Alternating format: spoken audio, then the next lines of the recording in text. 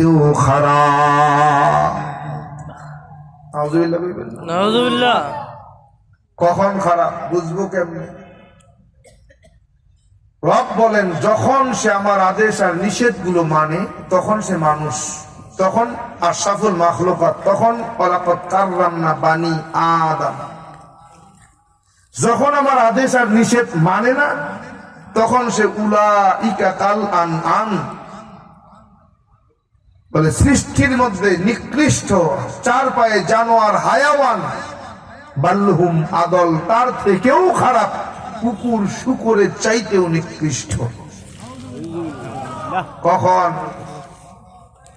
কখন?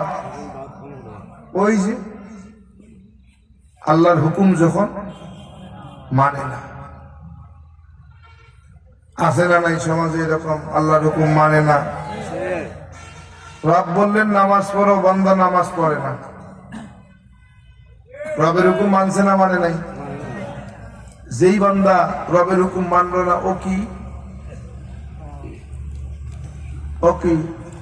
কথা কন ও যে হুকুম মানলো না, যে আল্লাহর হুকুম মানলো না, রব বললেন আকিমিস সালাহ, নামাজ কায়েম করো, নামাজ আদায় করো, নামাজ পড়ো, কিন্তু বান্দা নামাজ পড়ে না। আল্লাহর হুকুম মানছে না মানে নাই? মানছে না মানে নাই? মানে নাই। না মানলে কি হায়াওয়ান, কুকুর শুকরের চাইতেও খারাপ। বুঝাতে পারি নাই? যদি মানতো তাইলে সৃষ্টির সেরা মাখলুক, আশরাফুল মাখলুকাত, ওয়ালাকাদ কাররামনা বানি আদম।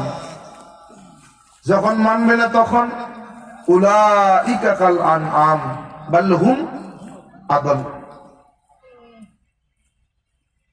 এখন কি করবেন বলেন? এখন বলেন কয়জন আশরাফুল মাখলুকাত আর কয়জন উলাইকা কাল আনআম? কইলেই তো গায়ে পড়ে, হুজুর এত শক্ত কথা কন কামিয়া। আরে কই কে বোঝেন না? আপনি তো মুসলমানের ঘরের মুসলমান, আমি তো হিন্দুর ঘরের মুসলমান। আপনাদের কাছে তো এর কোনো দাম নাই, মূল্য নাই, মূল্যায়ন নাই, কিন্তু আমার কাছে জীবনের চাইতেও দামি। আরে মিয়া